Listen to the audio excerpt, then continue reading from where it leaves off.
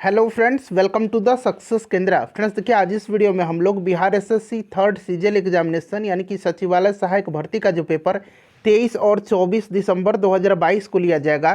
Friends उसके लिए Bihar SSC का जो क्वेश्चन का पैटर्न है, ठीक उसी पर आधारित पैटर्न के प्रश्नों को हम लोग इस वीडियो में कवर करेंगे। आप कह सकते हैं कि सचिवालय सहायक 2022 का जो है ये सबसे top most important guess question है और इसी तरह के प्रश्न जो है आपके एग्ज़ाम में पूछे जाएंगे। वीडियो को एक एग्ज़ाम के तौर पर लगाइए और लास्ट में अपना स्कोर कमेंट करके बताइएगा। कोशिश करेंगे कम से कम 70% मार्क्स इसमें आप गेन करें। वीडियो को लाइक कर दीजिए और जब वीडियो समाप्त होगा तो इसे कम से कम एक ग्रुप में ज़रूर शेयर कर दीजिए। देखिए फ्रेंड्स, इस टेस्ट में आप प्रयास करेंगे कम से कम 70% मार्क्स गेन करने का। और देखिए, आंसर आपको अगर पता रहेगा तो आंसर कमेंट में दे करके बताते चलिएगा। प्रश्न पढ़िएगा। पहला प्रश्न है कि विंबलडन 2022 में महिला एकल खिताब किसने जीता है। बीबीआई क्वेश्चन है सारे के सारे ये गेस क्वेश्चन आप कह सकते हैं आपके एग्जाम के दृष्टिकोण से, क्योंकि इसी प्रकार का जो है पैटर्न होता है बिहार एसएससी सीजीएल का। तो देखिए, विंबलडन 2022 महिला एकल का खिताब जो है जीता है एलिना रिबाकिना ने। Option number B right answer हो जाएगा। ये कहाँ की हैं? तो ये कजाकिस्तान की हैं। ये कहाँ की हैं? तो ये कजाकिस्तान की हैं। ये आप जरूर ध्यान रखिएगा, ठीक है। अच्छा, पुरुष एकल का खिताब अगर पूछा जाता तो पुरुष एकल विंबलडन 2022 का खिताब नोवाक जोकोविच ने जीता है। नोवाक जोकोविच कहाँ के हैं? तो सर्बिया के हैं। चलिए, उसके बाद देखिएगा, नेक्स्ट क्वेश्चन है कि दीनबंधु सार्वजनिक सभा की स्थापना किसके द्वारा की गई थी। दीनबंधु सार्वजनिक सभा की स्थापना 1884 में महिला शिक्षा के उद्देश्य से ज्योतिबा फुले जी ने किया था। Option number D right answer हो जाएगा। और ज्योतिबा फुले ने ही 1873 में सत्यशोधक समाज का भी स्थापना किया था। इसको भी आप जरूर ध्यान रखेंगे। चलिए, नेक्स्ट क्वेश्चन कर लेंगे। तीसरा प्रश्न है। और फ्रेंड्स देखिए, इससे पहले पिछले 12 वर्षों में बिहार एसएससी के द्वारा जितने भी एग्ज़ाम कंडक्ट करवाए गए हैं, चाहे वह 10+2 लेवल का या ग्रेजुएशन लेवल का, सीजीएल लेवल का, उनमें जितने भी प्रश्न पूछे गए हैं हमने सब्जेक्ट वाइज आपको कवर कराया हुआ है। हिस्ट्री का अलग, पॉलिटी का अलग, ज्योग्राफी का अलग, साइंस का अलग। बिहार एसएससी का हमने घटना चक्र इसको कहिए कवर किया हुआ है। लिंक डिस्क्रिप्शन में मिल जाएगा, देख लीजिएगा, या फिर सर्च कर लीजिए आप यूट्यूब पर जा करके। राष्ट्रीय मानवाधिकार आयोग की स्थापना कब हुई थी? राष्ट्रीय मानवाधिकार आयोग की स्थापना 1993 में हुई थी। और वर्तमान में राष्ट्रीय मानवाधिकार आयोग के जो अध्यक्ष हैं ये कौन हैं? तो जस्टिस AK मिश्रा, अरुण कुमार मिश्रा हैं। इसको जरूर ध्यान रखिएगा। चलिए, नेक्स्ट क्वेश्चन है कि प्रेतशिला हिल्स कहाँ पर अवस्थित है। अच्छा, एक डुंगेश्वरी है, ठीक है। ये पूछा गया है ऑलरेडी बिहार एसएससी में। डुंगेश्वरी गया में है, ठीक है। प्रेतशिला भी गया में ही है, इसको भी ध्यान रखिएगा। तो बिहार इसका राइट आंसर हो जाएगा। चलिए, उसके बाद नेक्स्ट क्वेश्चन है हमारा कि वैश्विक भूख सूचकांक जो है यह किस संस्था के द्वारा जारी किया जाता है। बताइए, ग्लोबल हंगर इंडेक्स किस संस्था के द्वारा जारी किया जाता है। अच्छा, ग्लोबल हंगर इंडेक्स 2022 में भारत का स्थान क्या है? तो भारत का स्थान इसमें 107वां रहा है इस वर्ष, ध्यान रखेंगे। क्लियर। और यह सूचकांक जो है यह वेल्ट हंगर हेल्थ और कंसर्न वर्ल्ड वाइड के द्वारा जो है जारी किया जाता है। तो यहाँ पर देखिए बी और C, option number D right answer हो जाएगा, बी और सी दोनों। नेक्स्ट क्वेश्चन है हमारा कि अंतर्राष्ट्रीय मुद्रा कोष का मुख्यालय कहाँ पर है। अंतर्राष्ट्रीय मुद्रा कोष का जो मुख्यालय है ये वाशिंगटन डीसी में है। कहाँ पर है? वाशिंगटन डीसी में है, इसको ध्यान रखेंगे। चलिए, नेक्स्ट क्वेश्चन कर लेंगे कि हाल ही में श्री नीतीश कुमार जी ने, प्रश्न को थोड़ा छोटा कर देता हूँ ताकि स्पष्ट आपको दिखाई दे। हाल ही में श्री नीतीश कुमार जी ने बिहार के मुख्यमंत्री के रूप में कौन सी बार उन्होंने शपथ लिया है? तो ये 8वीं बार जो है बिहार के मुख्यमंत्री बने हैं। अभी जो राजद और जेडीयू का जो गठबंधन हुआ है उसमें 8वीं बार ये मुख्यमंत्री बने हैं बिहार के, तो 8वीं बार हो जाएगा। ये भी प्रश्न इंपॉर्टेंट रहेगा। ग्लोबल जेंडर गैप इंडेक्स 2022 में भारत किस स्थान पर है? ग्लोबल जेंडर गैप इंडेक्स, ठीक है, लिंग सूचकांक जिसको कहेंगे, वैश्विक लिंग सूचकांक 2022 में भारत का जो रैंक है ये पूछा गया। अच्छा, ये किसके द्वारा जारी किया जाता है? तो ये वर्ल्ड इकोनॉमिक फोरम, विश्व आर्थिक मंच के द्वारा जारी किया जाता है। इसमें पहले स्थान पर आइसलैंड है। कौन सा कंट्री है? तो आइसलैंड है। सबसे आखिरी में कौन सा देश है?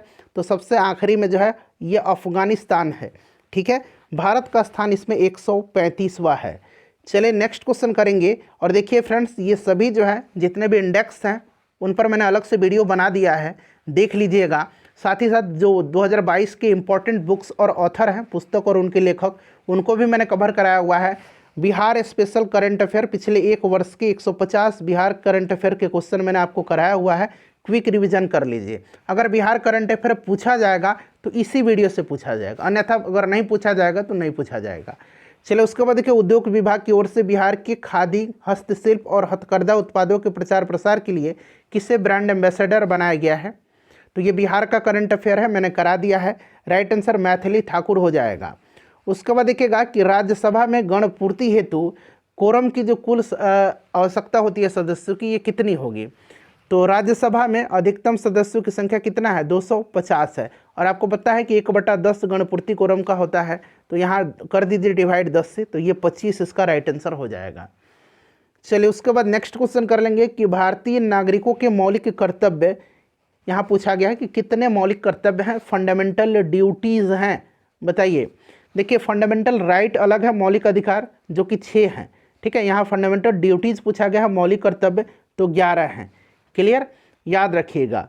और मौलिक कर्तव्य जो है इस संविधान के भाग 4 क के, या अंग्रेजी में इसको भाग 4A कहेंगे, अनुच्छेद 51 क में इसको रखा गया है, ठीक है।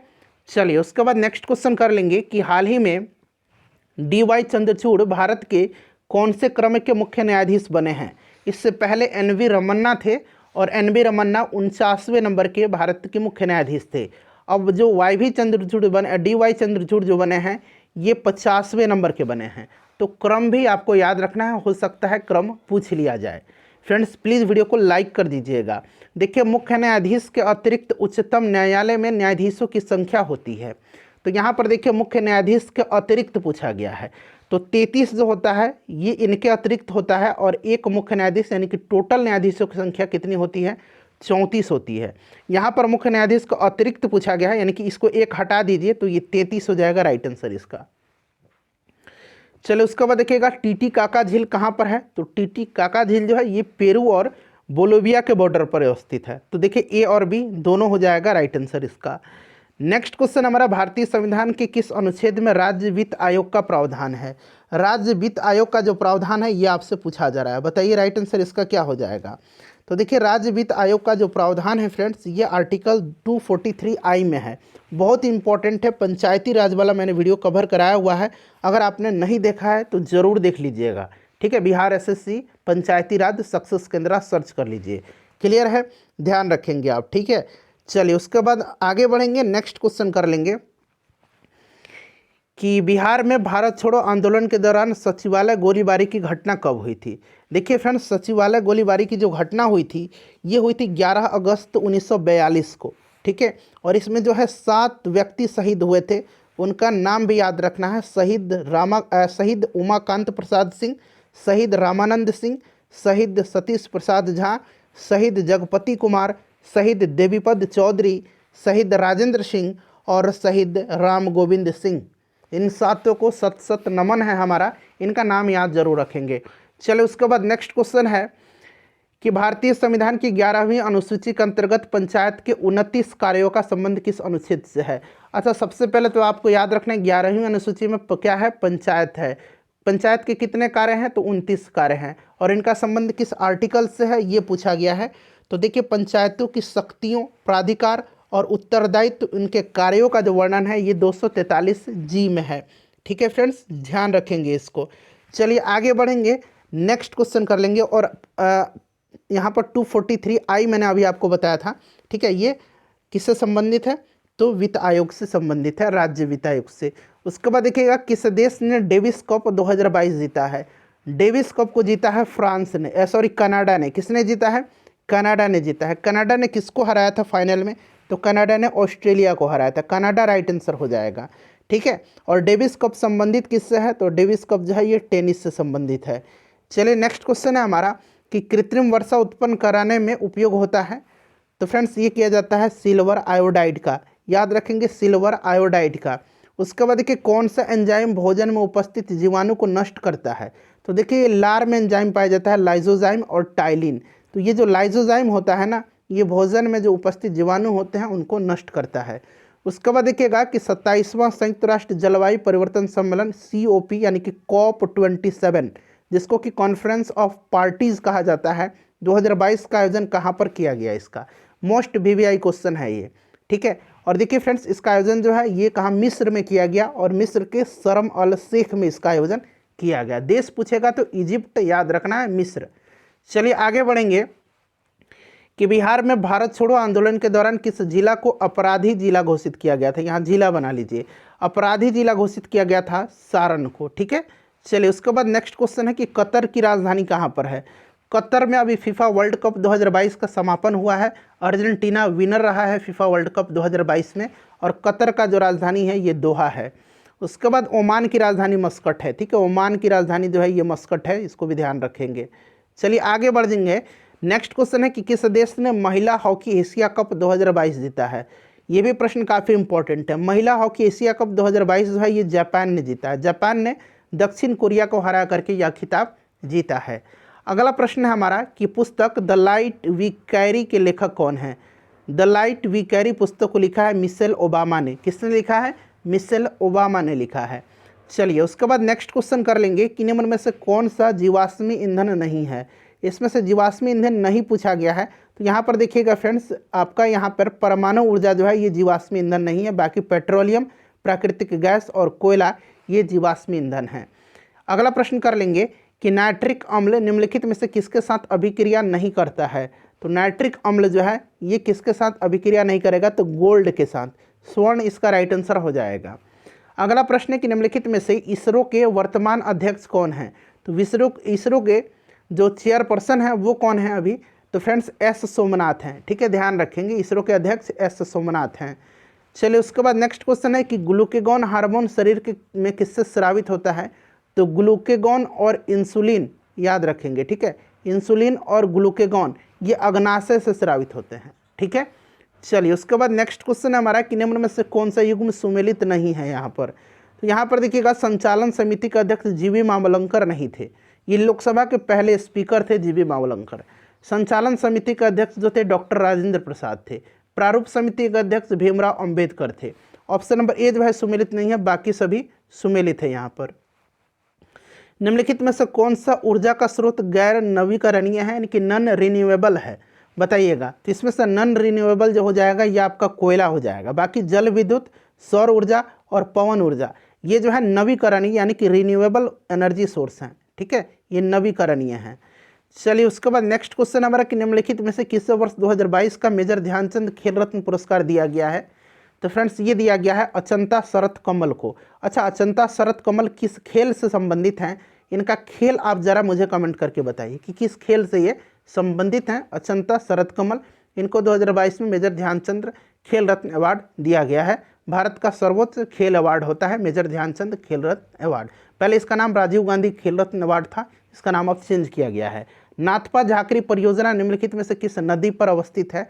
नाथपा झाकरी जो है ये हिमाचल प्रदेश में है और ये सतलुज नदी पर है। अगला प्रश्न हमारा, स्कोर बता के जाइएगा आप सभी लोग। 36वें राष्ट्रीय खेल 2022 की पदक तालिका में बिहार की रैंक क्या थी। देखिए 36वां जो राष्ट्रीय खेल हुआ था इसका आयोजन गुजरात में किया गया था। गुजरात के 6 शहर में किया गया था। कौन कौन से शहर हैं, तो अहमदाबाद, गांधीनगर, सूरत, बड़ोदरा, राजकोट और भावनगर में। इसका शुभंकर सावज था, ठीक है, सावज इसका शुभंकर था, ध्यान रखेंगे। पदक तालिका में जो टीम थी सर्विसेज ये प्रथम स्थान पर रही थी। बिहार का रैंक इसमें 31 रहा था, ठीक है, ध्यान रखिएगा। चलिए आगे बढ़ेंगे, नेक्स्ट क्वेश्चन कर लेंगे कि निम्न में से किसे ब्रेटन वुड्स ट्विंस के नाम से जाना जाता है। तो ब्रेटन वुड्स ट्विंस जो है ये कहा जाता है विश्व बैंक को और फ्रेंड्स IMF को। तो यहाँ पर देखिए वर्ल्ड बैंक और IMF है, ठीक है, कहीं कहीं आपको IBRD भी लिखा मिलेगा, ठीक है, अंतर्राष्ट्रीय पुनर्विकास विकास बैंक, ठीक है, इसको भी ध्यान रखना है, वर्ल्ड बैंक और IMF। उसके बाद नेक्स्ट क्वेश्चन कर लेंगे कि सार्क का जो है गठन किस वर्ष हुआ था। सार्क का गठन जो है 1985 में हुआ था, ढाका में। कहाँ पर, ढाका में हुआ था, ठीक है। चलिए उसके बाद नेक्स्ट क्वेश्चन है हमारा कि मीन कैम्प किसकी आत्मकथा है। तो मीन कैम्प जो है ये हिटलर की आत्मकथा है, ठीक है। चलिए उसके बाद नेक्स्ट क्वेश्चन है हमारा कि प्याज का लाल रंग किसके कारण होता है। प्याज का जो लाल रंग होता है ये होता है एंथोसायनिन के कारण होता है, ठीक है। चलिए लाइकोपिन के कारण टमाटर का रंग लाल होता है। चलिए उसके बाद नेक्स्ट क्वेश्चन है कि वन्य जीव संरक्षण अधिनियम कब पारित हुआ था। तो ये 1972 में हुआ था। अच्छा, पर्यावरण संरक्षण अधिनियम अगर पूछेगा तो 1986, इसको भी ध्यान रखेंगे। Project tiger 1973। चलिए उसके बाद नेक्स्ट क्वेश्चन है कि लता मंगेशकर को भारत रत्न से किस वर्ष सम्मानित किया गया था। तो फ्रेंड्स लता मंगेशकर जी को सम्मानित कब किया गया था, तो इनको सम्मानित किया गया था सन 2001 में भारत रत्न से। उसके बाद अगला प्रश्न हमारा कि यहाँ पर देखेंगे कि यह अभिक्रियाशील मूलक का नाम क्या है।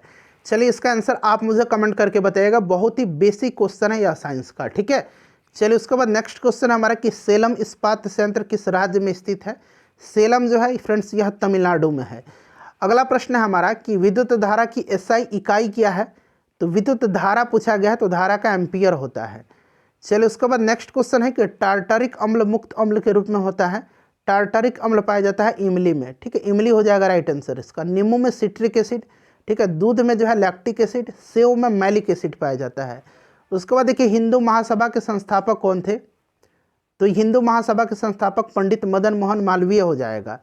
उसके बाद नेक्स्ट क्वेश्चन है कि 3 सेकंड शब्द किस खेल से संबंधित है। तो 3 सेकंड जो संबंधित है ये बास्केटबॉल से है। अगला प्रश्न है हमारा कि यूक्रेन की राजधानी कहाँ पर है। तो यूक्रेन की राजधानी कीव है, ठीक है, यूक्रेन की राजधानी कीव है, ध्यान रखेंगे आप।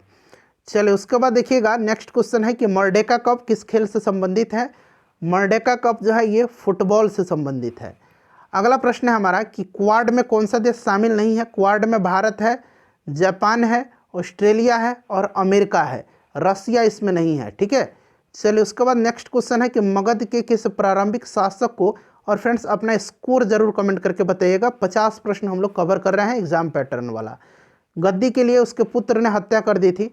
तो देखिए फ्रेंड्स जो बिंबिसार था ना, उसका पुत्र जो था अजातशत्रु, उसी ने हत्या कर दिया था, ठीक है। बिंबिसार मगध पर हर्यंक वंश का संस्थापक था। ध्यान रखिएगा, वीडियो को लाइक कर दीजिए।